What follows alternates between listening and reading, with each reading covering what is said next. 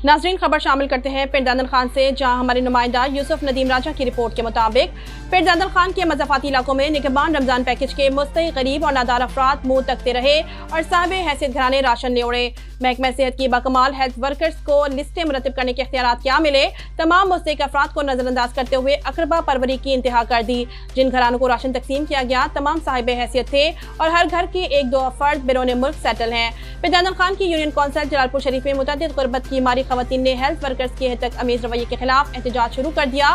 दूसरी जानिब महकमा माल की ज़ेर निगरानी राशन की तकसीम कार अमले की जानिब से भी कमाल की तकसीम सामने आई। शनाख्ती कार्ड स्कैनिंग पर जो अहल करार पाए उन्हें भी कहा गया कि आप नाअहल हैं और अपने मनपसंद अफराद को नवाजा गया। लोगों की जानिब से वज़ीर आला कंप्लेंट सेल ऑफ समेत मुतअद्दिद हकाम बाला को तहरीरी दरख्वास्तें भेजे जाने बाबत इल्म होने पर बाकमाल हेल्थ वर्कर्स ने चंद उन खवातीन के घर रात की तारीकी में राशन पहुंचाया जिन्हें गुज़िश्ता कई रोज से यही कहा जाता रहा कि लिस्ट में आपका नाम नहीं। दूसरी जानिब यूनियन कौंसिल जलालपुर शरीफ के गाँव चंड, खेड़, नग्याल और वक्त में भी ऐसे लोगों को राशन दिया गया जो लाखों का बैंक बैलेंस रखते हैं।